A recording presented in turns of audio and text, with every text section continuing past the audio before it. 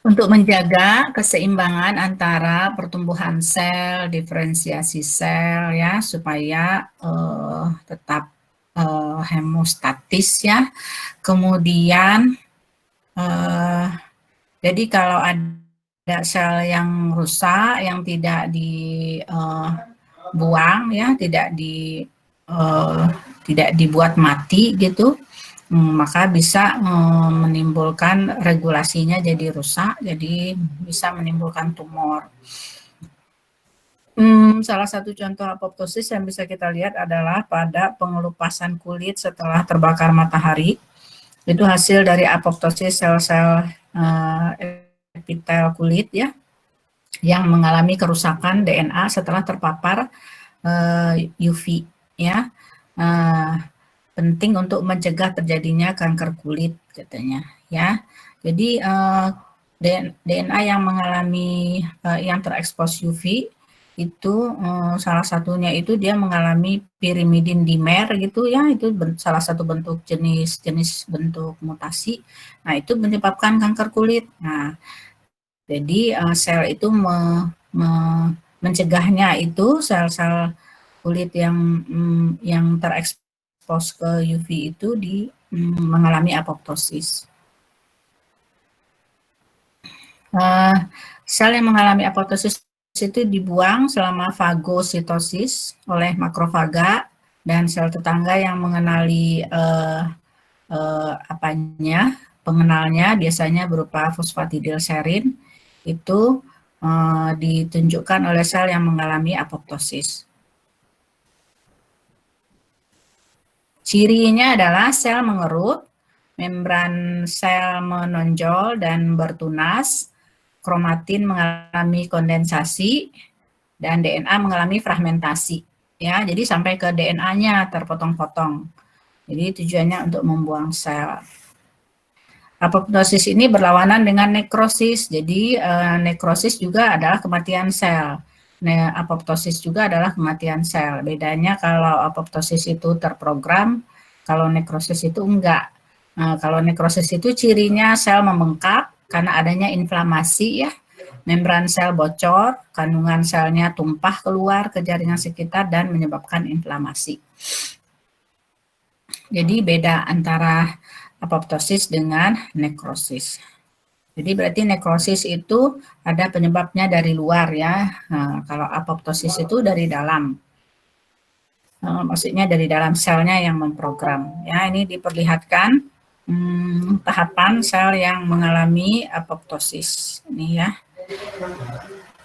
Ya, membran blabbing katanya, blabbing itu mengkerut kayak gini, kemudian inti sel mengalami fragmentasi menjadi terpotong-potong ya, kayak gini, makrotubular spike membentuk seperti corona juga ya. Nah, ini sel yang mengalami fragmentasi. Ini disebutnya badan apoptosis, ini bagian-bagian sel yang sudah terpisah-pisah dari sel yang mengalami apoptosis. Ini bisa kita lihat dengan apoptosis itu bisa kita lihat dengan TEM ya, dengan TEM itu diperlihatkan itu adalah hasil TEM dari sel yang mengalami nekrosis ya, terjadi perusakan membran plasma, kemudian organelnya bisa terlihat katanya, kemudian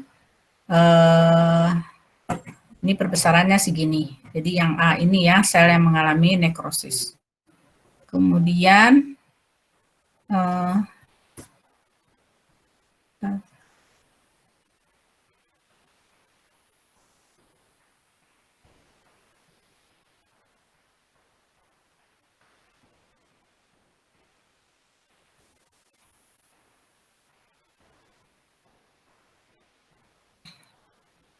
ya. Kemudian yang B itu adalah hasil TEM dari yang B ini adalah hasil TEM dari sel yang mengalami apoptosis, yang ini. Sel yang mengalami apoptosis ya. yang A itu sel yang mengalami apoptosis, N normal cell. Oh, di sini dibandingkan ini sel yang mengalami apoptosis, ini sel normal, ya, itu sel normal. Jadi karakteristiknya adalah terjadi rearrangement kromatin katanya ya, kemudian ya sangat berbeda dengan sel normal. Jadi ini kromatinnya mengalami rearrangement, pengaturan seperti ini ya. Jadi kalau ini kan di normal kan nggak ada pengaturan. Kemudian organelle also evident original. Yang C itu adalah hasil SEM. Oh, oke. Hasil SEM. Jadi ini hasil TEM-nya sel yang mengalami nekrosis, ini hasil SEM-nya. Ini sel yang mengalami apoptosis, hasil TEM-nya ini hasil SEM-nya ya. Jadi terlihat gitu perbedaan antara sel yang mengalami apoptosis dan nekrosis. Nah, sekarang yang mau kita pelajari adalah mekanisme molekular apoptosis. Mekanisme molekular apoptosis itu ada dua macam. Ada yang jalur intrinsik, ada jalur ekstrinsik ya, itu yang mau kita pelajari.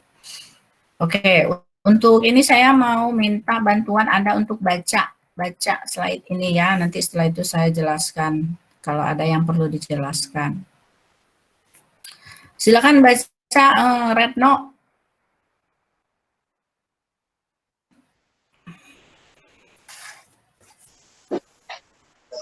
Mekanisme molekular apoptosis. Apoptosis diinduksi oleh signal ekstraseluler yang disebut death factor atau oleh faktor internal, fisik atau chemical seperti DNA damage atau oxidative stress. Caspase adalah protease yang berperan penting dalam apoptosis.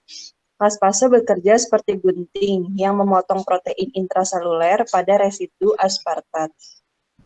Nama caspases berdasarkan 3 ciri enzim ini, yaitu cysteine-rich aspartate proteases. Lebih dari 13 caspase mamalia sudah diidentifikasi. Caspase disintesis dalam bentuk enzim inaktif, yaitu procaspase yang harus dipotong pada residu aspartat untuk aktivasi. Ya, jadi yang berperan pada apoptosis ini, pertama apoptosis itu harus ada yang menginduksinya. Nah, induksinya itu bisa dari luar, yang sinyal ekstraselular itu yang jalur ekstrinsik namanya ya, itu harus ada death factor. Death factor itu berupa protein. Kemudian kalau yang jalur intrinsik itu internal factor, bisa fisikal atau chemical ya. DNA damage, kerusakan DNA, berarti kan itu fisikal. Oxidative stress itu berarti kan ada reaksi yang dihasilkan oleh ROS ya. Itu. Kemudian ini protein yang berperannya itu yang terutama caspase ya. Caspase itu dia dihasilkan dalam bentuk protein inaktif namanya procaspase. Jadi dia harus dipotong untuk aktivasi. Nah, pemotongan caspase ini adalah jalur ekstrinsik dan intrinsik ini intinya adalah untuk pemotongan caspase ini supaya dia aktif. Ini ya, jadi caspase X ya pada memotong caspase yang lain pada residu aspartat ya, dekat residu aspartat. Jadi caspase Y kan jadi aktif. Nah, Y yang aktif ini kemudian memotong caspase lain. Jadi aktivasinya itu kayak kaskade gitu. Ya, akhirnya adalah caspase yang terakhir yang berperan untuk memotong protein lain yang berperan untuk aktivasi mekanisme apoptosis. Jadi ini dia dua jalur itu ya. Ini adalah jalur ekstrinsik ya, dimediasi oleh suatu protein namanya DET reseptor yang ada di membran ya. Nama DET reseptornya itu adalah ada TNF reseptor atau tumor necrosis factor reseptor dan FAS reseptor ya. Ada TNF reseptor, ada FAS reseptor. Jadi tetap aja harus ada ligan ya, ligannya yang akan mengenali reseptor itu supaya dia bisa mengaktifasi.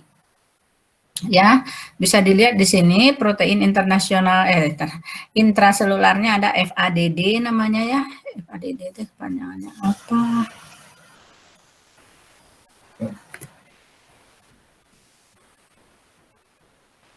Nah, penjelasannya itu ada yang di sini. Coba dibaca dulu yang ini Retno, yang ini.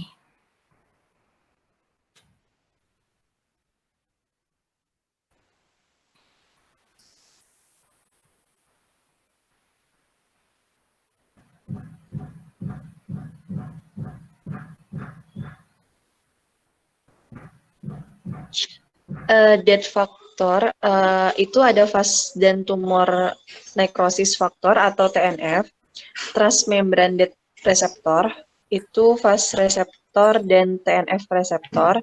Ligand fast berikatan dengan fast reseptor pada plasma membran sel. Reseptor mengalami perubahan konformasi dan oligomerisasi untuk mentransduksikan sinyal ke dalam sel. Perubahan konformasi mengekspos dead domains pada reseptor untuk berinteraksi dengan molekul adaptor intraseluler FADD, fast associated dead domain protein, dan TRADD, TNF reseptor associated dead domain protein untuk berikatan melalui dead domain. Protein adaptor berfungsi untuk meneruskan dead signal dari reseptor ke caspase. Adaptor mendekatkan beberapa molekul procaspase 8 melalui dead effector domains, yaitu DED segitiga merah. Procaspase 8 saling berdekatan, diaktifasi melalui self-cleavage karena procaspase memiliki aktivitas enzim yang rendah. Oke, jadi ini adalah penjelasan dari ini. Jadi ada dua reseptornya ya, TNF dan ini, terus ada dia protein intraselularnya ada kalau untuk reseptor TNF namanya TRADD, untuk reseptor FAS namanya FADD. Nah, di sini dia itu mengaktifasi procaspase 8. Procaspase 8 itu akhirnya dia bisa autoaktivasi ya, sehingga menjadi aktif. Nah, caspase 8 yang aktif ini yang mengaktifkan caspase yang lainnya, di mana targetnya adalah dia mengaktifasi ekspresi dari DNase. DNase kan protein yang berperan untuk mendegradasi DNA. Terus protein lamin dan aktin ya. Itu kalau targetnya dari jalur ekstrinsik ya.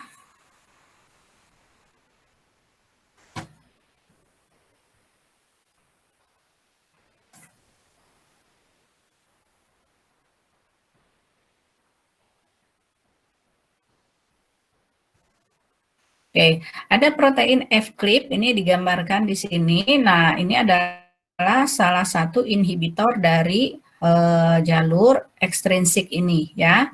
Dia dapat menghambat interaksi antara interaksi dari adaptor procaspase 8 ya, adaptor procaspase 8. Nah, ini menghambat interaksi ini dengan ini. C-FLIP namanya ya. Oke, jadi apoptosis jalur ekstrinsik ini adalah tentang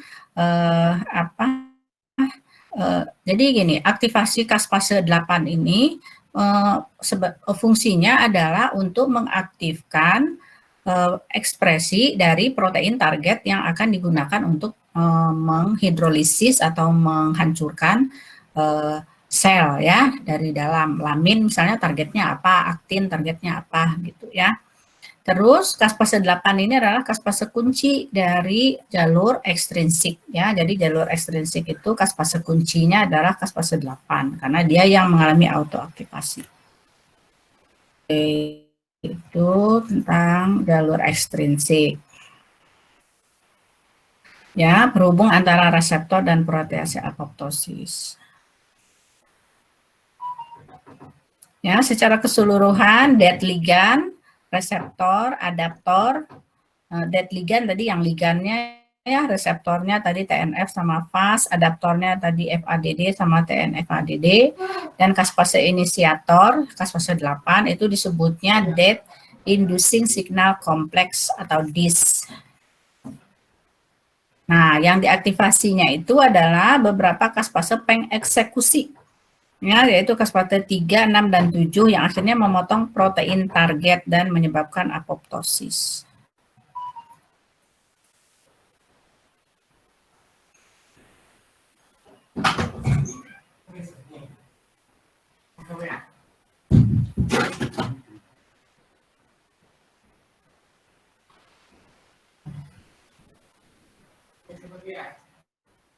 Ini tadi tentang C-flip ini yang merupakan inhibitor dari FADD. Jadi dia punya domain DED katanya tadi, ada disebutkan DED itu kepanjangannya apa ya. Jadi dia menghambat perakitan dan aktivasi kaspase 8.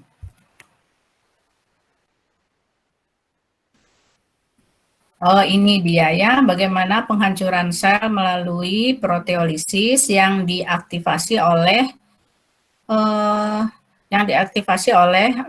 jalur ekstrinsik tadi. Ya, protein targetnya adalah lamin yang menyebabkan inti sel mengerut, protein sitoskeletal seperti aktin dan filamen untuk mengatur struktur sel, jadi selnya jadi berubah bentuk ya. Terus kinase spesifik untuk signaling sel dan enzim-enzim lain seperti DNase yang diaktifasi kaspase untuk memotong kromatin. Jadi ada ada protein yang diaktifkan sebenarnya dengan proteolisis oleh kaspase itu ya. Misalnya lamin ini diaktifkan menyebabkan inti sel mengerut. Kalau protein sitoskeleton dia diinaktifkan ya untuk mengatur struktur sel, jadinya selnya nggak terstruktur. Terus kinase juga diaktifkan supaya dia misalnya mengaktifasi DNase. DNase kan kerjanya untuk memotong DNA. Nah, DNase itu memotong DNA antara nukleosom menghasilkan DNA leader. Jadi kelihatan gitu DNA hasil apoptosis itu bisa kita lihat dengan hasil elektroforesis DNA karena dia menghasilkan pemotongan yang ukurannya pendek kayak gini. Ya, misalnya ini DNA yang sel normal yang tidak mengalami apoptosis. Ini DNA sel yang mengalami apoptosis. Jadi kalau ada sel yang mengalami, untuk melihat apakah suatu sel mengalami apoptosis atau tidak, salah satu caranya bisa kita lihat dengan mengisolasi DNA-nya. Kita lihat apakah DNA-nya terfragmentasi apa enggak gitu. Ini metode untuk mendeteksi sel apoptosis. Ini dengan agarose gel ya, atau dengan tunnel staining seperti ini mah pakai menggunakan enzim ya. Ini neuroblastoma dianalisis dengan tunnel staining ya, di staining ada tekniknya ya, ada di buku ini. Yang di atas adalah kontrol, yang di bawah sel yang mengalami apoptosis. Jadi dideteksi menggunakan alkalin fosfatase dengan menggunakan suatu antibodi yang dikonjugasikan dengan alkalin fosfatase. Nah, berarti ini menggunakan sesuatu yang bisa berflorensi ya, antibodi berflorensi berfluoresen yang bisa berfluoresens, mengandung suatu senyawa yang bisa berfluoresen maksudnya ya. Terus dia ditempelin dengan alkalin fosfatase. Jadi kalau di sini mah dilihat kalau dengan tunnel staining ini dilihatkan selnya, berarti ini ya selnya yang mengkerut kayak gini. Kalau ini mah tingkat DNA. Ini dia tunnel staining itu ya. Tunnel teknik. Jadi terminal deoksinukleotidil transferase mediate deoksiuridin trifosfat Nick and labeling. Oh, pakai mikroskop elektron, mikroskop fluoresen ya, dengan mikroskop fluoresen ini dideteksinya, atau dengan flow cytometry ya, dengan mikroskop elektron atau dengan flow cytometry. Salah satu metode yang lain yang bisa digunakan untuk mengetahui adanya sel yang mengalami apoptosis itu adalah dengan flow cytometry ini.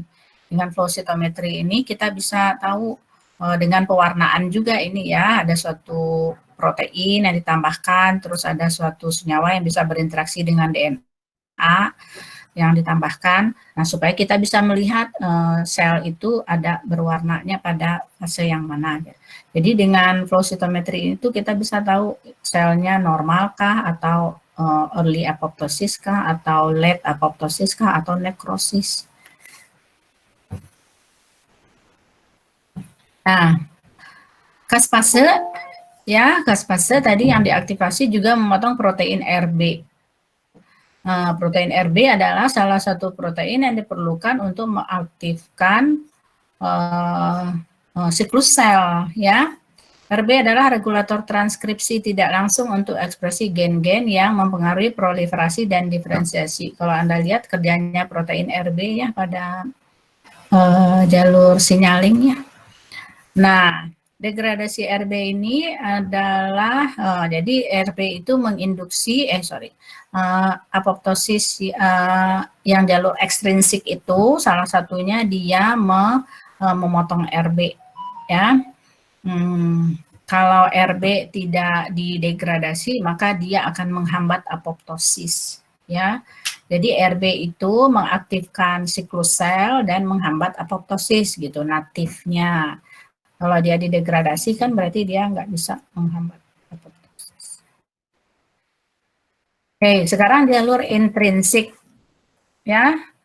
Oke, yang lain yang coba membacakan siapa ya? Jalur intrinsik, Rafika coba Rafika. Oh, ini ada yang mau gabung. Burhan. Oke, Rafika yang baca yang ini ya, jalur intrinsik. Iya, Bu. Jalur apoptosis intrinsik tidak tergantung pada stimulus eksternal seperti death factor. Stimulusnya dari dalam sel, seperti DNA damage dan oxidative stress. Induksi jalur intrinsik terjadi melalui keluarga protein BCL2 yang bekerja di membran luar mitokondria. Keluarga protein BCL2 terdiri dari 25 anggota. Protein-protein ini mengandung paling kurang satu domain BCL2 homologi yang memediasi interaksi protein-protein. Keluarga protein BCL2 ini ada dua grup, yaitu pro-apoptosis dan anti-apoptosis.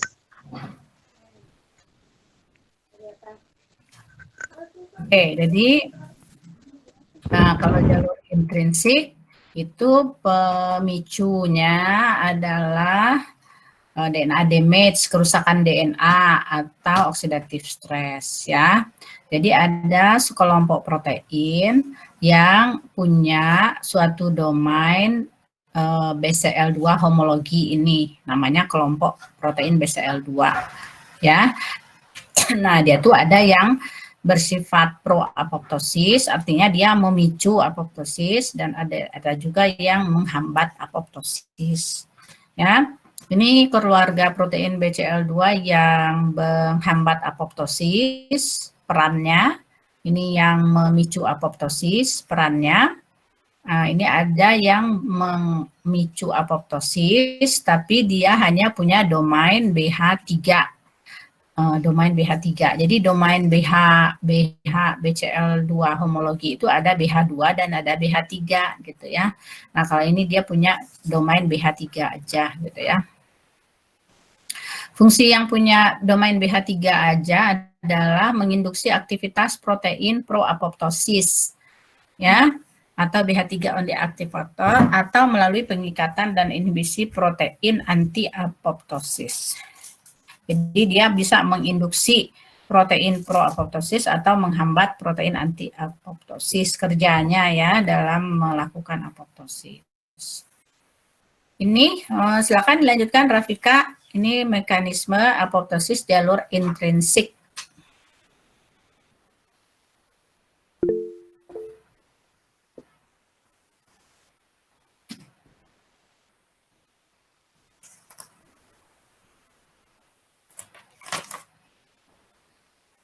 Ya.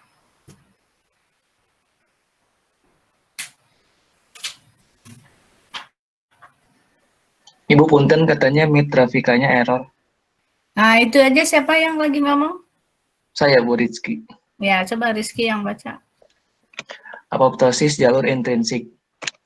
Sel stres memicu protein BID untuk berikatan dengan BAX. BAX mengalami konformasi kemudian disisipkan ke outer membran mitokondria dan mengalami oligomerisasi sekitar 6-8 molekul. Regulator kemudian dibebaskan dari ruang intermembran yang berwarna merah. Sitokrom C dan prokaspase 9 menggabungkan APA-F1 untuk membentuk apoptosom. Agregasi kaspase memicu aktivasi prokaspase 9 dan akhirnya mengaktifkan kaskade kaspase. SMAC atau Diablo yang digambarkan segitiga merah juga dibebaskan dari mitokondria, menghambat IAP yang normalnya berfungsi memblok kaspase. Oke, jadi ini mekanisme jalur apoptosis, jalur intrinsik ya. Jalur intrinsik. Nah, pemicunya adalah tadi intraselular ya, DNA damage atau sel stres ya, sel stres ya. Jadi sel stres itu memicu protein BID ini untuk berikatan dengan BAX ya. Kemudian dia berubah konformasinya jadi lurus ya. Kemudian dia masuk ke dalam automembran mitokondria, dia mengalami oligomerisasi. Kemudian dilepaskanlah regulator, dibebaskan dari intermembran mitokondria ya, sitokrom C dan prokaspase 8 nih. Sitokrom C sama prokaspase 9 itu tadinya ada di mitokondria. Nah, kemudian dia jadi dibebaskan. Jadi dia membentuk bergabung dengan APAF1 ini APAF1 ya. APAF1 untuk membentuk apoptosom. Nah, jadinya kayak gini. Ini APAF1 tadi kan ini dia jadi gini aja. Tadinya kan ada gini, ya kan, ini APAF1. Jadi fungsi dari terus yang ini kan ke prokaspase 9. Terus ini sitokrom. Nah, ini dia nih yang kecil ini di sini. Ya. Jadi semua yang dikeluarkan dari mitokondria ini bergabung ke sini, ya kan? Nah, dia membentuk apoptosom, ini namanya apoptosom, ya. Nah, ini yang mengaktifkan kaspase 9. Kaspase 9 berarti tadinya kaspase 9 itu nggak aktif ketika dia masih seperti ini. Ini berarti proses ini berfungsi untuk mengaktifasi kaspase 9. Kaspase 9 itu kemudian mengaktifasi kaskade selanjutnya untuk mengaktifkan protein target. Gitu ya. Nah, selain itu, si mitokondria ini juga mengeluarkan suatu proteinnya SMAC, suatu protein namanya SMAC dan Diablo atau Diablo. SMAC ini bisa berikatan dengan IAP. IAPS ini adalah inhibitor dari kaspase. Ya, inhibitor dari kaspase. Jadi dia regulator berarti ya untuk meregulasi aktivitas ini. Terus ada suatu, ini dia, si IAP itu sendiri adalah suatu protein yang ekspresinya itu diatur oleh NFKB. NFKB. Jadi ada NFKB, necrosis faktor B ya. Dia mengaktifasi ekspresi IAP. Hasilkanlah IAP ya. Nah, terus SMARC Diablo itu fungsinya adalah menghambat si IAP ini. Jadi IAP ini normalnya dia memblok caspase. Nah, si SMARC Diablo ini fungsinya untuk menghambat kerja si IAP ini supaya dia tidak menghambat aktivasi caspase. Gitu ya. Itu ya ceritanya. Bagaimana apoptosis jalur intrinsik. Ini ceritanya ada di sini. Oh, di sini ada ini. Ya, silakan lanjutkan Rizky. Ruang antar membran mitokondria berperan sebagai penyuplai mediator apoptosis. Anggota keluarga protein proapoptosis BCL2 mengatur pengeluaran mediator apoptosis dari mitokondria pada proses yang disebut mitochondrial outer membrane permeabilization atau MOMP. Oligomerisasi dari BAX dan BAK membentuk polimer dalam membran yang memicu perusakan membran MOMP.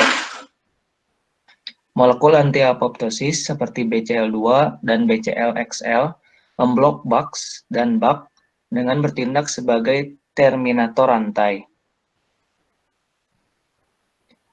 APAF1 adalah kofaktor protein yang dibutuhkan untuk aktivasi procaspase 9. Caspase 9 adalah caspase inisiator yang diaktifasi melalui agregasi procaspase yang kemudian memulai kaskade aktivasi caspase 3, 6, dan 7. Caspase 9 adalah kunci dari jalur intrinsik. Oke, jadi kalau jalur ekstrinsik tadi kan caspase 8. Nah, kalau jalur intrinsik caspase 9 kuncinya ya. Kemudian ada ini BCL2 ya, kelompok protein. Kan tadi ada BAX, ada BIT, itu adalah keluarganya BCL2 juga kan tadi di dalam. Nah, ini tadi. Ini BCL2, ini BAX.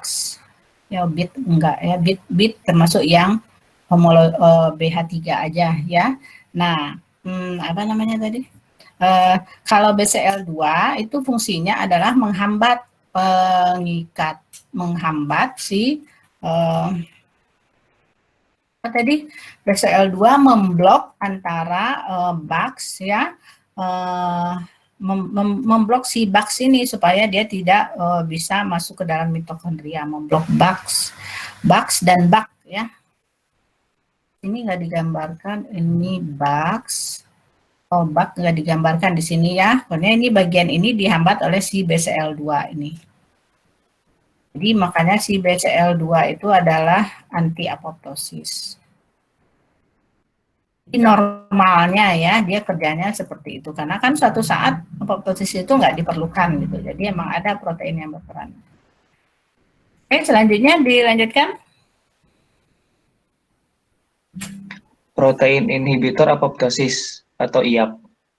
Mitokondria juga mengeluarkan inhibitor IAP yaitu SMAC second mitochondria derivative activator atau Diablo.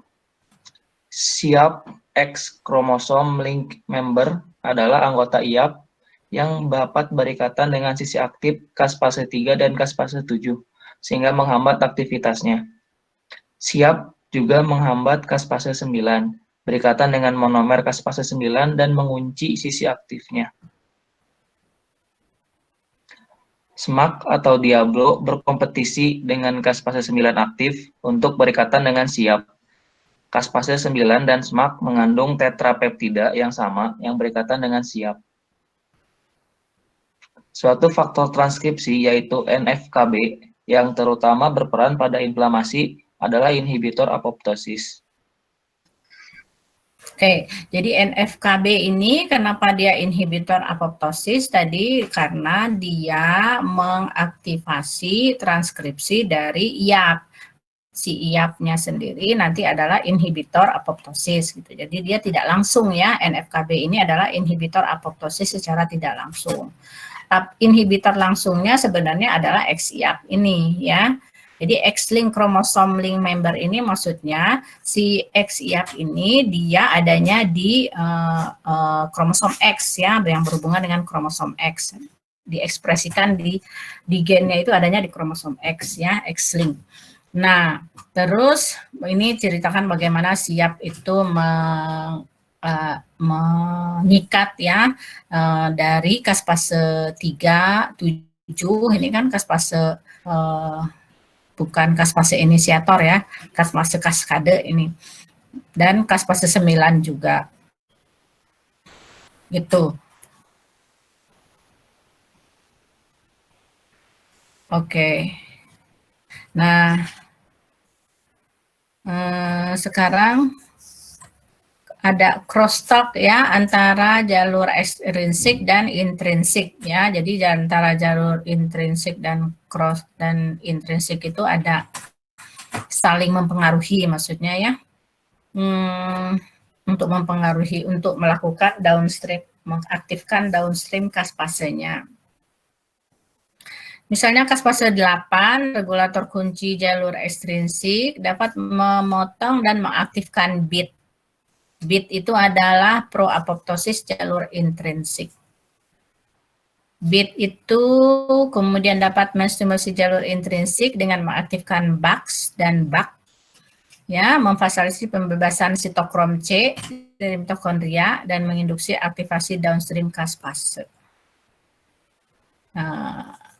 Jadi BIT yang menghubungkan jalur intrinsik dengan regulasi siklus sel untuk merespon DNA damage.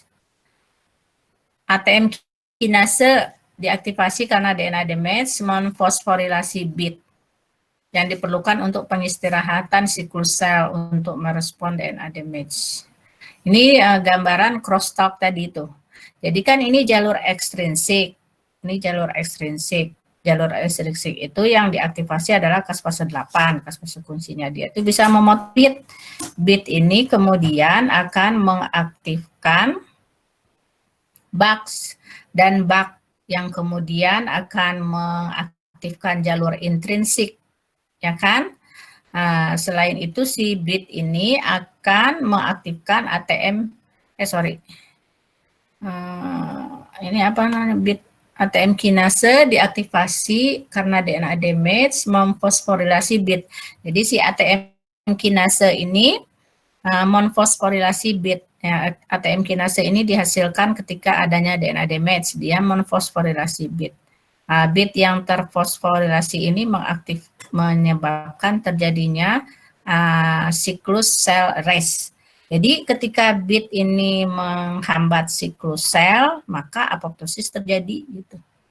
Apoptosis terjadi.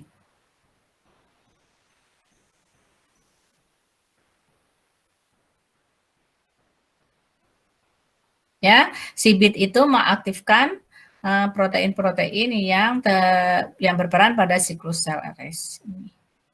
Jadi BIT itu selain perannya untuk mengaktifkan apoptosis jalur intrinsik, juga menghambat siklus sel, ya, mengaktifkan protein-protein yang menghambat siklus sel. Dan BIT itu diaktifasi oleh kaspase 8 jalur ekstrinsik gitu. Jadi BIT itu sebagai linknya ya antara jalur intrinsik dan jalur ekstrinsik. Nah, sekarang P53 dan apoptosis. Silakan yang lainnya siapa ya?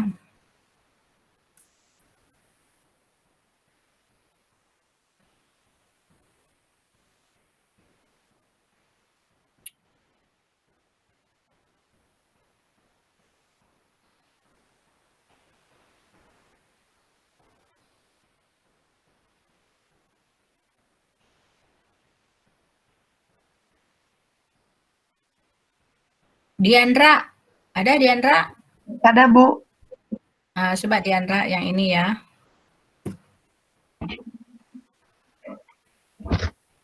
P53, The Guardian of the Genome. Menginduksi apoptosis untuk merespon DNA damage dan cellular stress. P53 bekerja melalui dua cara. transcription dependent, dan transcription independent.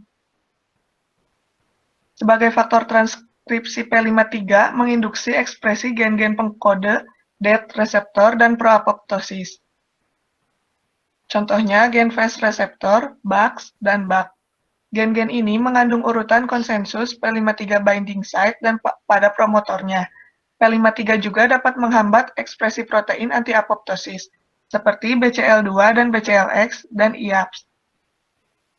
Anggota keluarga BCL2 disebut PUMA. P53 upregulate modulator of apoptosis adalah target P53. PUMA bekerja menghambat BCLX, anti-apoptosis.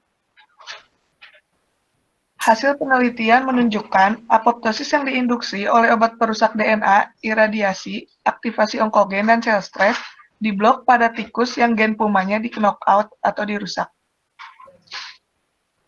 Oke, jadi kalau kemarin kita belajarnya P53 itu adalah tumor supresor ya, protein tumor supresor. Nah, dia juga berperan untuk, jadi perannya itu menginduksi apoptosis untuk merespon DNA damage dan cellular stress ya, kemarin ada di bagian P53 ya. Dia bisa bekerja transcription independent, itu maksudnya dia sebagai faktor transkripsi ya. Ketika dia bekerja transcription dependent artinya dia sebagai faktor transkripsi. Kalau transcription independent artinya dia bukan sebagai faktor transkripsi ya. Kalau yang sebagai faktor transkripsi dia itu menginduksi ekspresi gen-gen pengode DET reseptor dan proapoptosis. Misalnya gen fast reseptor, ini reseptor jalur ekstrinsik ya. BAX dan BAC itu adalah kelompok BCL yang BCL2 yang proapoptosis, itu diinduksi oleh P53 ya, diaktifasi oleh P53. Terus dia menghambat ekspresi protein anti-apoptosis yang ini. Terus ada sekelompok protein anggota BCL2 ini disebutnya PUMA. Itu adalah target dari P53 juga ya, target dari P53. PUMA itu fungsinya adalah menghambat anti-apoptosis. Jadi supaya tidak terjadi penghambatan, maksudnya gitu ya. Ada percobaan, ada tikus ya yang gen PUMA-nya itu dihilangkan. Gen PUMA-nya itu dihilangkan atau dirusak sehingga si PUMA-nya nggak ada, ya kan? Berarti kan dia nggak bisa menghambat anti-apoptosis, jadi terjadi apoptosis. Ini. Lanjutkan Diandra. Ya, Bu. P53 juga dapat meregulasi apoptosis secara transcription independent. Mutan P53 yang tidak dapat meregulasi transkripsi dapat menginduksi apoptosis yang dipelajari pada mutan P53 yang tidak memiliki DNA binding domain sehingga tidak bisa berinteraksi dengan gen target P53. Mutan tanpa sinyal lokalisasi inti yang mencegah P53 mencapai gen targetnya di nukleus. Mutan yang termutasi pada domain transaktivasi P53 yang mencegah aktivasi transkripsi. Oke, ini orang bagaimana dia memutuskan bahwa P53 itu juga meregulasi apoptosis secara yang tidak berperan sebagai faktor transkripsi ya. Jadi dibuatlah 3 mutan ini gitu ya. Apoptosis yang diinduksi oleh UV dapat dipicu oleh P53 wild type dari sitoplasma sel. Oke, jadi apoptosis yang diinduksi oleh UV ternyata bisa dipicu oleh P53 yang adanya di sitoplasma. Berarti dia nggak ke inti kan, tidak bekerja sebagai faktor transkripsi. Ya, selanjutnya Diandra. Transcription dependent and transcription independent function of P53 linked to PUMA. P53 sitoplasma mengaktifkan BAX, diikuti dengan pembebasan sitokrom C dan aktivase caspase. Bukti juga menunjukkan bahwa P53 berperan untuk membebaskan protein pro-apoptosis, misalnya BID, from pemisahan oleh protein anti-apoptosis, misalnya BCL-XL. sehingga merubah keseimbangan fungsi dari protein-protein keluarga BCL2. Protein PUMA merupakan penyambung antara fungsi P53 pada transkripsi dan sitoplasma. P53 mengaktifkan transkripsi PUMA. Protein PUMA kemudian berperan sebagai protein yang membebaskan P53 dari BCL-XL di sitoplasma sehingga dapat mengaktifkan BAX. Jadi, fungsi P53 di nukleus dan di sitoplasma dihubungkan oleh PUMA. Oke, jadi ini dia menggambarkan peran P53 sebagai faktor transkripsi dari PUMA, ya kan, PUMA-nya sehingga kemudian dihasilkan, yang kemudian gunanya adalah untuk membebaskan si P53 yang di sitoplasma ini, supaya dia bisa mengaktifkan BAX, kemudian memicu apoptosis, gitu ya. Di sini sudah jelas ditunjukkan hubungan antara transcription dependent dan independent aktivitas daripada si P53 ini, ya kan? Oke, sekarang apoptosis dan kanker. Ya, lanjutkan Diandra. Apoptosis dan kanker. Sel tumor membawa mutasi yang menyebabkan dia dapat menghindari respon apoptosis dan tetap berproliferasi. Terdapat perbedaan perkembangan sel tumor dan sel normal. Sel tumor lebih dekat untuk memicu respon apoptosis dibandingkan dengan sel normal. Dari sinyal penginduksi apoptosis seperti stres oksidatif dan aktivasi onkogen. Namun, jalur apoptosis biasanya rusak pada sel tumor, sehingga memperbaiki jalur apoptosis di sel tumor dengan menargetkan P53 mungkin bermanfaat untuk terapi kanker. Sel kanker mengandung kaspase aktif yang dihambat oleh IAP. Sel normal mengandung prokaspase inaktif yang harus diaktifasi dengan proteolisis, sehingga sebenarnya sel kanker lebih dekat untuk memicu apoptosis dibandingkan sel normal. Oke, jadi maksudnya sel kanker itu sebenarnya sudah dekat gitu untuk melakukan apoptosis itu, ya. Tapi pada umumnya jalur apoptosis pada sel normal itu rusak gitu ya, pada sel kanker itu rusak sehingga malah nggak terjadi apoptosis itu gitu ya. Itu maksudnya itu tadi. Namun, ya kan terdapat perbedaan perkembangan sel tumor dan sel normal. Sel tumor itu lebih dekat untuk memicu respon apoptosis dibanding sel normal, karena dia kan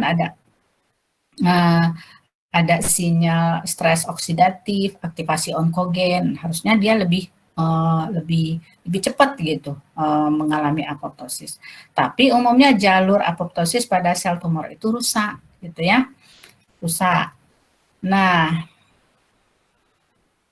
di sini digambarkan perbedaan antara aktivasi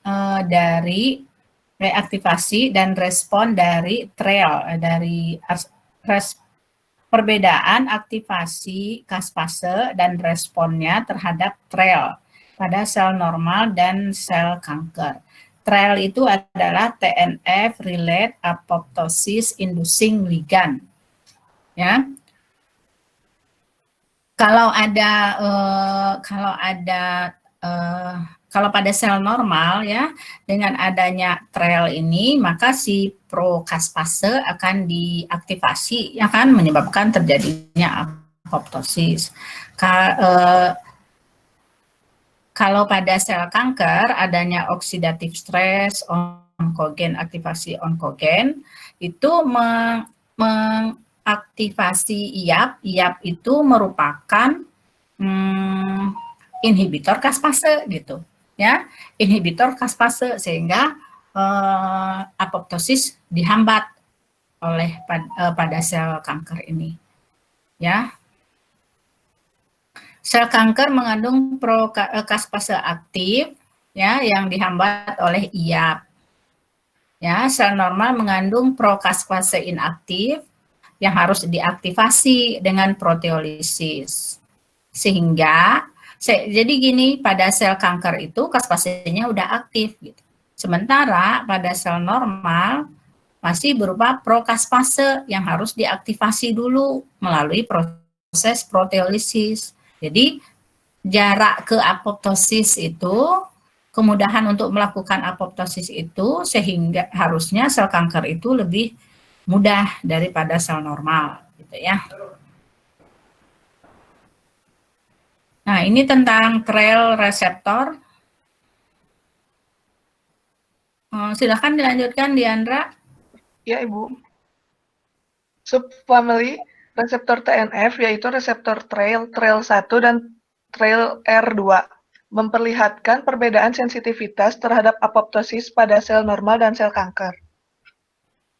Ligannya yaitu trail, TNF relate apoptosis inducing ligand, menginduksi apoptosis pada sejumlah sel kanker, tapi tidak pada sel normal. Sinyal apoptosis ini mirip dengan reseptor TNF dengan adaptor FADD dan kaspase inisiator, kaspase 8, ke membran. Rel dan mitochondria diekspresikan pada hampir semua organ. Dihipotesiskan bahwa penambahan atau penghilangan molekul regulator menentukan apakah apoptosis akan diinduksi pada sel tertentu. Perbedaan antara sel normal dan sel tumor memungkinkan untuk mendesain obat yang targetnya adalah jalur apoptosis dan percobaan untuk mengembalikan aktivitas apoptosis tidak akan mempengaruhi sel normal. Obat ini efek sampingnya akan kecil. Oke, jadi dari berdasarkan gambar tadi kan kelihatan tuh berbeda antara sel normal dengan sel kanker. Jadi harusnya kalau suatu obat didesain untuk yang ditargetkan untuk ke jalur apoptosis, maka itu obatnya menjadi bisa lebih spesifik katanya gitu ya. Jadi ini dikatakan bahwa reseptor dari TNF itu tumor necrosis factor tadi yang jalur ekstrinsik ya, ada 2 macam katanya ya. Ligannya namanya trail, kemudian ya mirip dengan ini. Hampir pada semua organ ada ini reseptornya ini trail itu. Ya, jadi kalau reseptornya itu dihilangkan, katanya kalau molekul ya regulatornya dihilangkan, maka bisa memicu atau menghilangkan apoptosis pada suatu sel itu bisa terjadi atau tidak gitu ya. Jadi maksudnya kalau kita menargetkan pengobatan itu misalnya dengan mengaktifkan si trail ini di jalur reseptor trail ini, jadi bisa menargetkan suatu kematian atau apoptosis dari sel tumor saja, bukan sel normal gitu. Nah, sekarang mutasi pada jalur ekstrinsik. Silakan dilanjutkan. Ya, Bu. Mutasi pada jalur ekstrinsik. Mutasi pada gen DET reseptor, misalnya gen pengkode FAS reseptor dan trail reseptor, terjadi pada sejumlah kanker. Ligan dan reseptor FAS diinduksi oleh sinar UV. Signaling melalui reseptor FAS menginduksi perkembangan sunburn untuk merespon UV dan berperan penting untuk melawan kanker kulit. Mutasi somatik pada reseptor FAS dilaporkan pada melanoma dan karsinoma sel squama. Oke, jadi karena ini jalur ekstrinsik ya, yang termutasi itu bisa gen DET reseptornya ya, atau trail reseptor atau FAS reseptor. Dia diinduksi oleh sinar UV katanya ya, jadi bisa itu terjadi pada kanker kulit ya atau karsinoma sel squama katanya. Terus selanjutnya baca. Supresi ekspresi gen pengode caspase juga dilaporkan pada small cell lung karsinoma and neuroblastoma. Hilangnya ekspresi caspase 8 juga ditemukan pada kanker yang disebabkan oleh perubahan epigenetik atau mutasi. Hipermetilasi pada promotor caspase 8, delesi, dan mutasi missense juga sudah diidentifikasi. Defisiensi caspase 8 adalah karakteristik neuroblastomas dan small cell lung cancer. Metilasi promotor gen caspase merupakan mekanisme hilangnya ekspresi caspase. Delesi leucin 62 diidentifikasi pada human vulval squamous carcinoma cell. Mutasi ini memblok interaksi caspase 8 dengan adaptor FADD sehingga menghasilkan hubungan dead sinyal dan reseptor. Oke, jadi ini beberapa mutasi ya yang ditemukan pada beberapa jenis kanker yang berhubungan dengan jalur ekstrinsik ya. Yang berhubungan dengan jalur ekstrinsik sudah dipelajari orang beberapa yang rusak gitu ya pada sel-sel kanker ini. Oke, selanjutnya yang lain, Aska, coba Aska. Sekarang mutasi pada jalur intrinsik. Ya, Bu. Mutasi pada jalur intrinsik. Karakteristik dominan sel kanker adalah adanya mutasi yang membypass produksi sinyal apoptosis yang dipicu DNA damage. Umumnya adalah mutasi yang mempengaruhi jalur P53. Mutasi pada gen P53 banyak ditemukan pada sel kanker, pada umumnya pada ekson 5-9. Metilasi yang abnormal dan hilangnya heterozigositas pada P73, anggota keluarga P5 yang dapat menginduksi apoptosis, sering ditemukan pada limfoma. Gen P73 mengalami alternatif splicing untuk menghasilkan beberapa jenis molekul RNA, termasuk varian delesi aminoterminal yang dapat berperan sebagai inhibitor P53. Mutasi pada gen-gen yang terlibat pada regulasi upstream P53, contohnya ATM dan CHK2, dan juga downstream target dari P53 juga sudah diidentifikasi pada tumor. Mutasi pada molekul yang mempengaruhi MDM2 juga sering terjadi. Oke ya, jadi ini mutasi pada jalur intrinsik. Ya, ada mutasi pada jadi di samping mutasi P53-nya sendiri kemarin pada tumor supresor gen udah ya, tapi ada juga mutasi yang terjadi pada P73.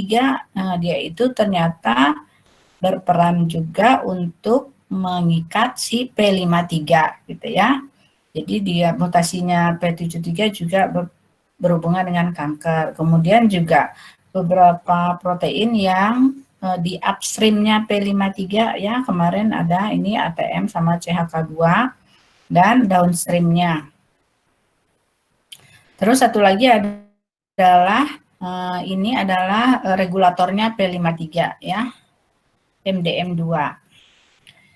Nah, sekarang strategi terapi obat apoptosis ya, aktivasi caspase direct atau indirect. Ya, karena ada 13 caspase, maka selektivitasnya menjadi rendah. Jadi ada metode indirect, itu adalah inhibitor XIAP. Ya, XIAP itu kan inhibitornya caspase, dihambat juga gitu ya. Namanya ini polipenilurea. Dia itu akan secara langsung ya merelief, menghilangkan gitu inhibisi dari caspase 3, caspase 7, tapi tidak caspase 9. Ya, si obat ini. Jadi dia menghambat kerjanya inhibitor XIAP ini. XIAP ini kan menghambat aktivasi caspase. Oh, ini obat dengan targetnya adalah si XIAP ini, si XIAP.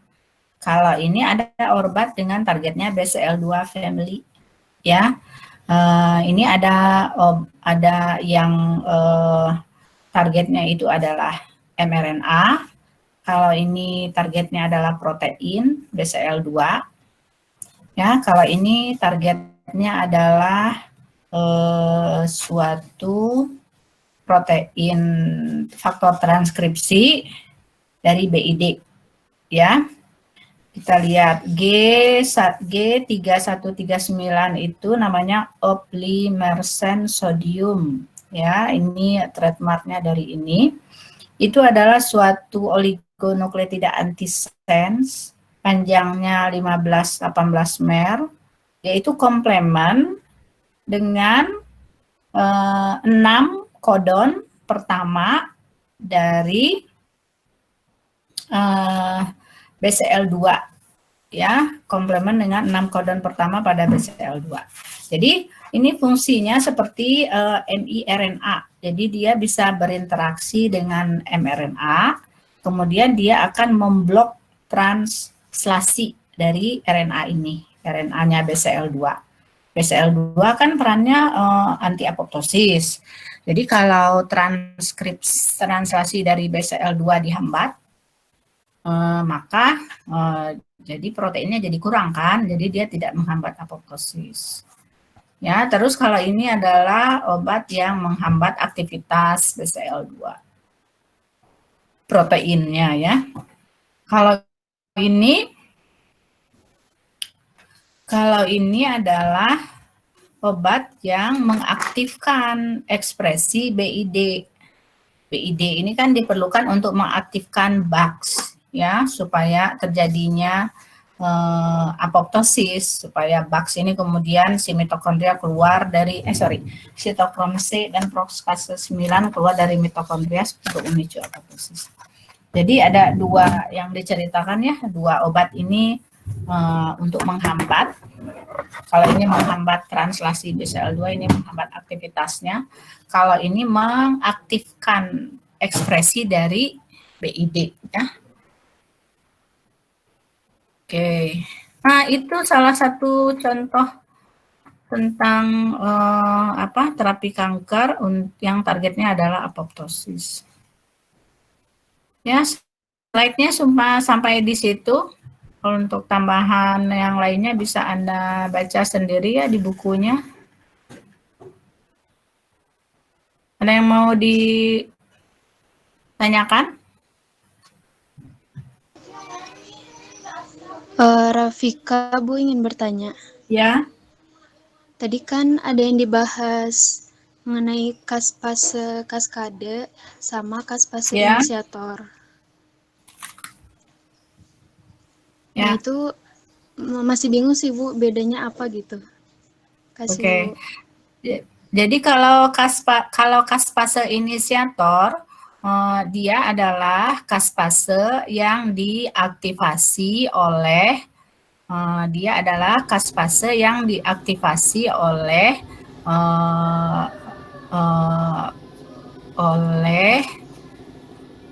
apa ya? Dia adalah kaspase yang diaktifasi oleh aktivasi dari apoptosis jalur itu gitu. Kalau kaspase inisiator, jadi seperti kaspase 8 ini, awalnya kan dia sudah diekspresikan dalam bentuk prokaspase 8 itu belum aktif. Nah, dia itu bisa aktif kalau dia diaktifasi oleh suatu pengaktifasinya ini, namanya TRADD di sini ya.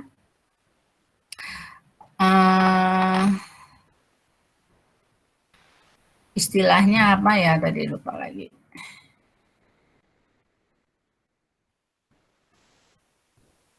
Molekul adaptor ya, molekul adaptor. Jadi kaspase inisiator itu adalah yang berinteraksi dengan molekul adaptor ini. Nah, interaksinya dengan adaptor itu menyebabkan dia bisa mengalami auto aktivasi. Jadi ada berarti di sini gambarkan ada dua molekul. Jadi dia bisa mengalami saling mengaktifasi masing-masing gitu. Kalau kaspase kaskade itu adalah kaspase yang diaktifasi oleh kaspase inisiator. Misalnya di sini gambarkan. Ini misalnya ini kaspase inisiator. Kemudian dia mengaktifkan kaspase kaskade, dia mengaktifkan kaspase Y. Kaspase Y ini kemudian mengaktifkan kaspase Z. Z ini mengaktifkan kaspase selanjutnya gitu. Jadi itu bedanya kaspase inisiator dengan kaspase kaskade ya. Kalau jadi kaspase kaskade ini tidak akan bisa diaktifasi kalau kaspase inisiator ini belum aktivasi gitu. Ya, kalau ini tidak aktif, yang di bawahnya nggak aktif. Kalau di jalur intrinsik sama, jalur intrinsik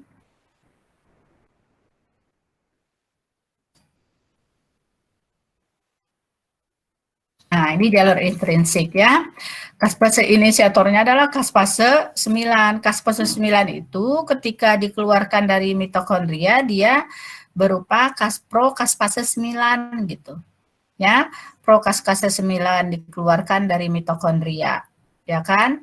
Terus dia bergabung dengan sitokrom C ini, bergabung dengan APAF ini, ya kan? Kemudian dia membentuk oligomer seperti ini, apoptosom namanya. Ini yang menyebabkan si prokaspase 9 itu bisa mengalami auto pemotongan aspartatnya dia sendiri gitu. Jadi dia berdekatan seperti ini menyebabkan dia berubah menjadi kaspase 9. Prokaspase berubah menjadi kaspase itu kan tentang pemotongan pada residu aspartat. Ya kan, dipotong ya. Nah, sehingga kaspase 9 menjadi aktif atau prokaspase berubah menjadi kaspase 9. Ini yang mengaktifkan kaspase bawahnya yaitu kaspase 3, 7, 8 ya kan. Jadi kuncinya adalah ini. Kuncinya. Jadi tadinya si kaspase itu ada di dalam sitoplasma itu semuanya, tapi semuanya dalam bentuk prokaspase. Ya kan? Nah, dia bisa diaktifasi oleh diawali dari kaspase 9 ini. Jadi kaspase 9 kuncinya kalau di jalur ini gitu. Kaspase 9 itu tadinya disimpan, si prokaspasenya itu disimpan di mitokondria. Kalau dia mau diaktifasi, dia harus dikeluarkan dari mitokondria. Gitu? Baik Bu, ngerti Bu. Terima kasih Bu. Ya, ada lagi?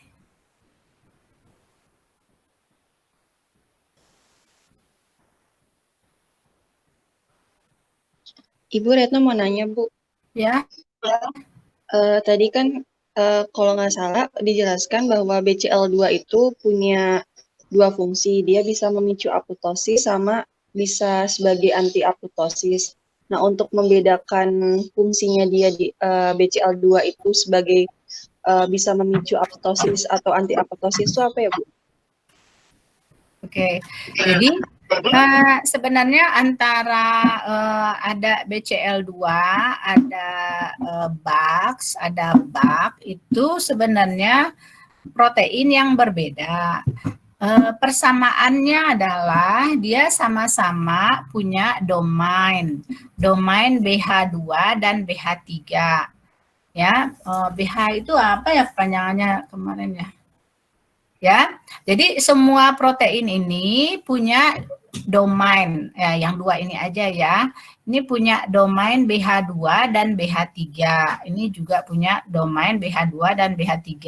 Semuanya adalah termasuk keluarga protein BCL2. Ya, BCL2. Enggak aneh juga kok keluarganya dikasih nama salah satunya gitu ya. Keluarga BCL2, padahal BCL2 itu hanya adalah salah satu member dari keluarga protein yang punya domain BH2 dan BH3 itu. Ada lagi proteinnya itu yang punyanya cuman domain BH3-nya aja. Jadi bukan BCL2 ini bisa bersifat sebagai anti apoptosis dan pro apoptosis, enggak. Yang punya peran sebagai anti apoptosis itu hanya ini. Yang punya peran sebagai pro apoptosis itu adalah ini gitu. Jadi dia tuh kayak sekeluarga gitu ya, saudara mara tapi beda-beda gitu perannya gitu loh. Ya kan?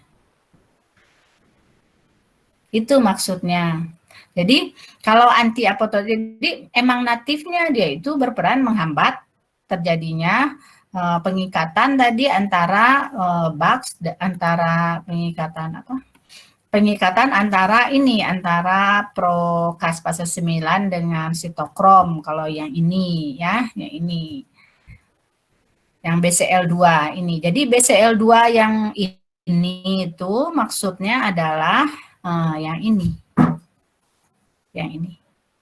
Bukan yang ini gitu. Jadi dia sebenarnya satu keluarga gitu, keluarga besar gitu ya. Gitu maksudnya? Ya Ibu, paham Ibu. Jadi ada Makasih, Bu. kalau pada pengujian aktivitas anti kanker itu misalnya yang diuji orang, misalnya apakah suatu senyawa itu menyebabkan terjadinya apoptosis, ya kan?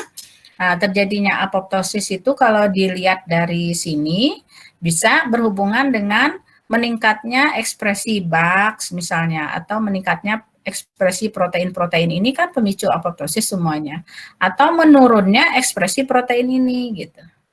Jadi kalau suatu senyawa menyebabkan yang dijadikan sebagai obat anti kanker yang targetnya adalah apoptosis, nah, jadi dilihat apakah dia menurunkan ekspresi protein-protein anti apoptosis ini, atau dia menaikkan ekspresi protein-protein yang pro apoptosis ini gitu.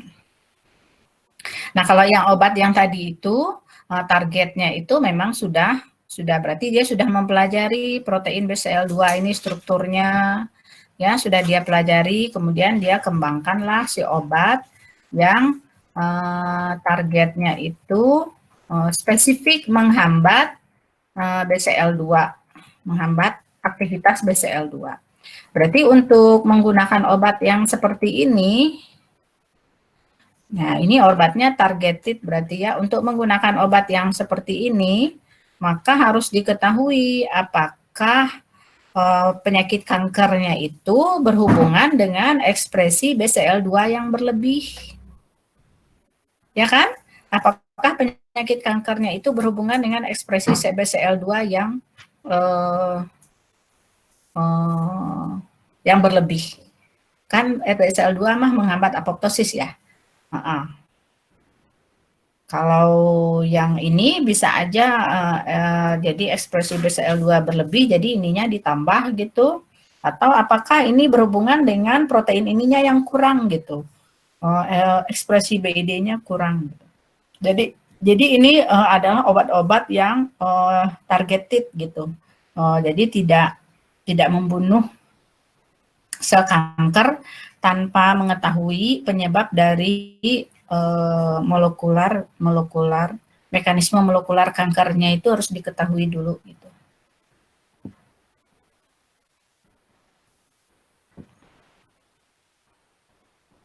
Ya, ada lagi?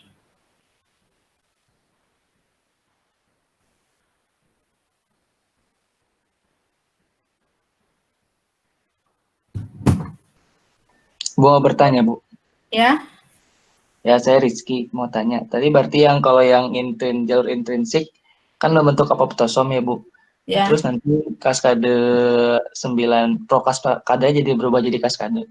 Nah, itu berarti nanti si apoptosomnya pecah, Bu, apa gimana? Iya. Apoptosomnya bukan pecah sih. Jadi terpisah-pisah lagi gitu. Iya, kan dia membentuk agregat awalnya. Agregat itu kayak dia berkumpul gini ya. Jadi nanti jadi kan yang mau diaktifasi itu si prokaspase ini, yang merah-merah yang ini kan, yang mau diaktifasi kan. Aktivasinya dia itu sebenarnya pemotongan sebenarnya. Nah, jadi kayaknya ini tuh kayak auto aktivasi gitu loh, dia berkumpul gini tuh auto aktivasi, sehingga ya keluarlah molekul-molekul kaspase yang sudah menjadi kaspase gitu, molekul-molekul prokaspase yang sudah menjadi kaspase gitu. Ya itu. Oh iya Bu, Nah, saya nggak tahu ada nggak videonya di YouTube ini tentang aktivasi kaspase ini, belum lihat saya. Jadi maksudnya itu benar. Jadi kan aktivasi kaspase itu tentang pemotongan ya. Jadi kaspase itu kayak zimogen ya, dia dihasilkan dalam bentuk tidak aktif. Dia diaktifasi kalau ada pemotongan gitu. Nah, supaya dia awalnya bisa terpotong itu, ya dia harus berkumpul seperti ini. Harus ada yang memicunya untuk mengawalinya. Gitu. Ya Bu, sama mau bertanya Bu, yang ini awal banget sih Bu, yang slide ke-3 kalau nggak salah, yang tentang molekular flags phosphatidylserine. Ya. Itu maksudnya gimana ya Bu? Belum paham.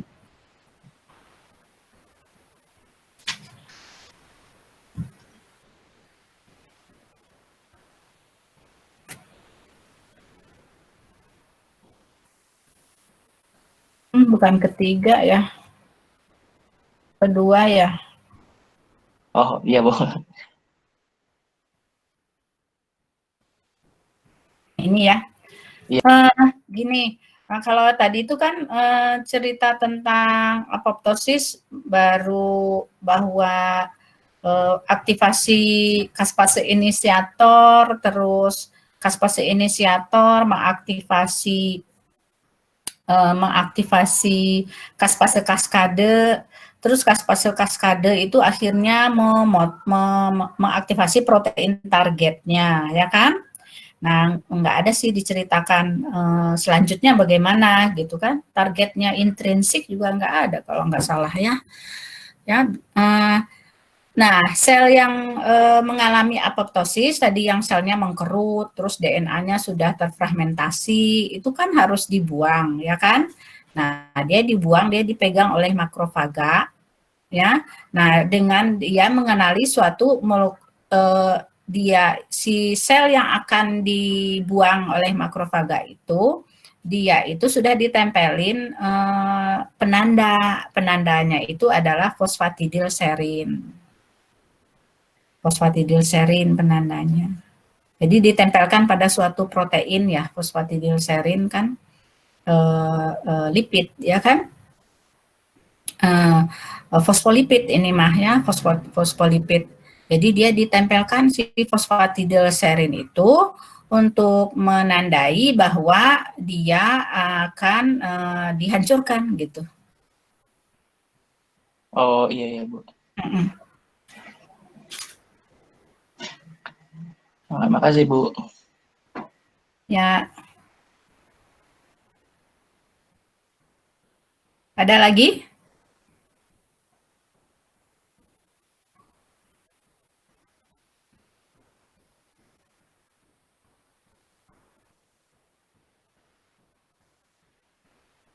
Apa ada lagi?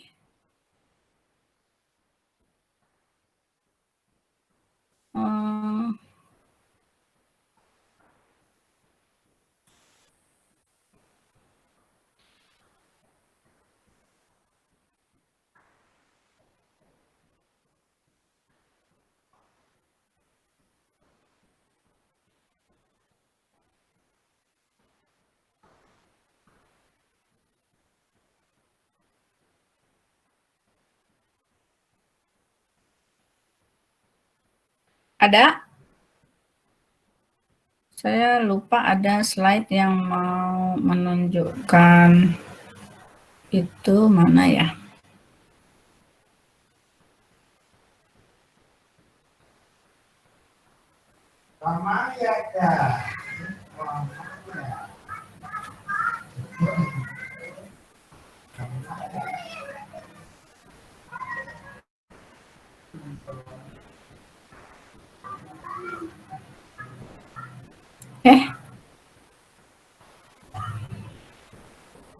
Nah, ini ada ya.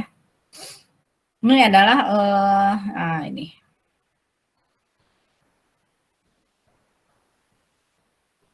Oke, ini ada satu slide untuk menunjuk ini kan tentang perbedaan sel yang mengalami apoptosis dan yang mengalami nekrosis tadi ya. Nah, alat yang digunakan untuk yang biasa digunakan untuk melihat sel yang mengalami apoptosis atau nekrosis itu adalah flow cytometry ini ya, flow cytometer. Sebenarnya flow cytometer itu digunakan untuk melihat sel yang viabel juga ya, cuman ini dikasihlah reaksi supaya bisa membedakan antara sel yang mengalami sel yang normal, sel yang mengalami apoptosis, awal malah sama akhir sama nekrosis ya. Ini selnya ditempatkan ke sini, jadi dia diberi sesuatu yang bisa berwarna kayak gini ya. Jadi nanti kalau kita bisa dirubah dalam populasi sel itu bisa dikelompokkan menjadi 4 kuadran kayak gini populasinya. Yang di sini itu adalah sel yang hidup, yang di sini sel yang mengalami apoptosis awal. Nah, ini sel yang mengalami apoptosis akhir. Di sini sel yang mengalami nekrosis ya. Nah, bagaimana kok bisa dipisahkan seperti itu? Jadi metodenya tuh seperti ini. Ini kan sel ya, ini membran sel nih. Nah, reaksinya itu ada PI namanya fosfatidil iodin kalau nggak salah ya, fosfatidil iodin. Ya, terus ada, ya ini tadi, ini sel yang hidup, sel early, sama di sini sel yang mengalami nekrosis di sini seharusnya ya. Terus ini pada metode flow cyto itu ya, kalau kita ingin mengetahui sel populasi sel itu ada di mana aja ya, kita tambahkan reagennya itu PI itu fosfatidil iodin. Dia itu bisa berinteraksi dengan DNA, bisa masuk ke dalam sel. Ya. Terus satu reagen lagi adalah annexin V. Annexin V ini dia ditambahkan dengan FITC. FITC ini bisa berfluoresen gitu ya. Nih, kalau sel hidup, sel normal, maka si PI sama annexin VITC ini nggak bisa masuk ke dalam sel. Ya, maka tadi dia populasinya di sana. Sel yang mengalami early apoptosis artinya pada sel yang mengalami apoptosis itu kan membran sel ini terdiri dari fosfatidil iodin, fosfolipid ya, salah satunya fosfatidil serin tadi ya, fosfatidil serin apa iodinnya. Nah, ini tuh dia keluar pada sel yang mengalami apoptosis ini teh pindah keluar, ini digambarkan di normal ini kan di sini, ini pindah ke sini gitu. Nah, sehingga si annexin V ini dia bisa berinteraksi dengan fosfatidil serin ini. Itu ya, bisa berinteraksi dengan sel ini. Nah, dia ditempelin ini sehingga ini akan bisa dideteksi yang si fluoresen ini. Belum masuk yang si ini kan. Nah, sel yang mengalami apoptosis karena tadi selnya mengkerut ya kan, sebagian dari membrannya hilang, rusak, sehingga si PI ini bisa masuk ke dalam berinteraksi dengan DNA yang mengalami fragmentasi si PI ini. Nah, bisa dikelompokkan lagi. Jadi ini kan berwarna juga, bisa dikelompokkan sel yang mengalami nekrosis. Kalau sel yang mengalami nekrosis, kan sel yang mengalami nekrosis mah rusak. Jadi PI-nya ini masuk semuanya. Yang ini. Jadilah hasilnya itu seperti ini.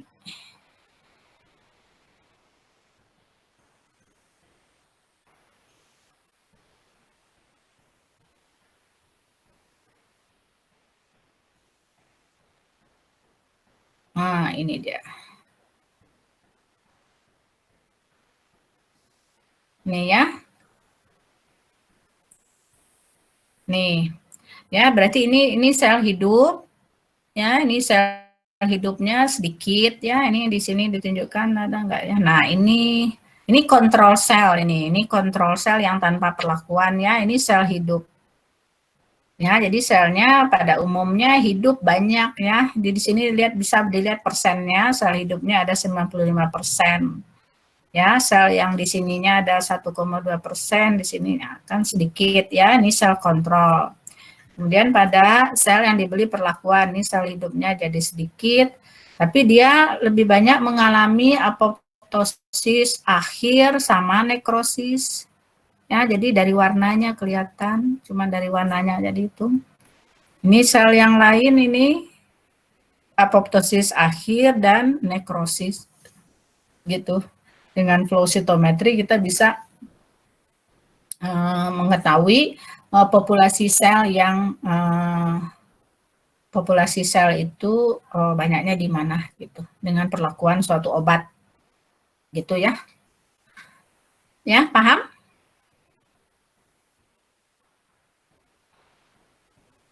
Iya, Ibu. Jadi ini metode standar yang biasa digunakan untuk mengetahui aktivitas sitotoksik dari suatu obat ya. Yang pertama kan dilihat dulu aktivitas sitotoksiknya dengan metode MTT-assay atau MTS-assay atau segala macam lah. Ada ini yang lain ya, ada ada reagen yang lain yang bisa digunakan untuk mengetahui apakah suatu senyawa itu bersifat sitotoksik apa enggak gitu ya. Nah, intinya itu kan untuk mengetahui IC50. IC50-nya itu artinya konsentrasinya berapa yang menyebabkan sel itu mati. Ya kan, kalau tinggi IC50-nya kan takutnya dia malah merusak sel normal juga gitu. Jadi bagusnya IC50-nya itu rendah. Setelah itu kita bisa menggunakan metode flow cytometry ini untuk mengetahui apakah sel yang mati itu disebabkan oleh apoptosis atau nekrosis, ya kan?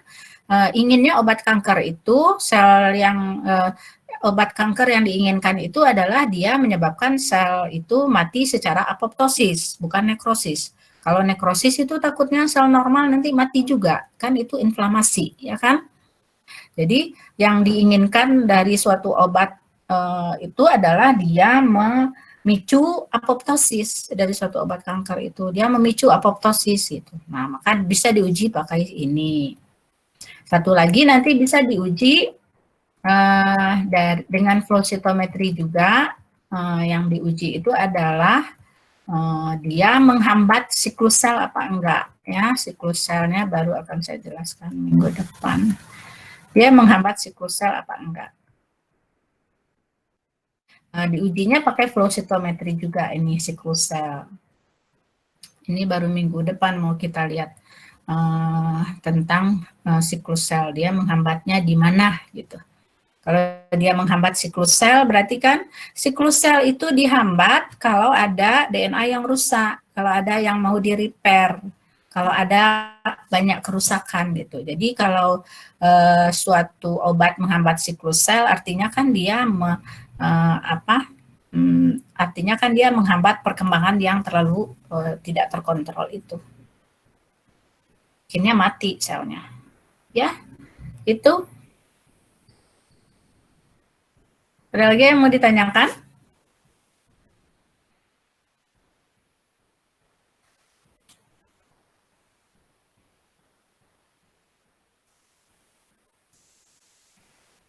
Halo, masih di sini? Masih, Bu. Masih, Bu. Ada yang ditanyakan? Enggak, Bu. Enggak, Bu. Dari saya enggak, Bu. Ya, oke. Kalau udah nggak ada, kita akhiri ya.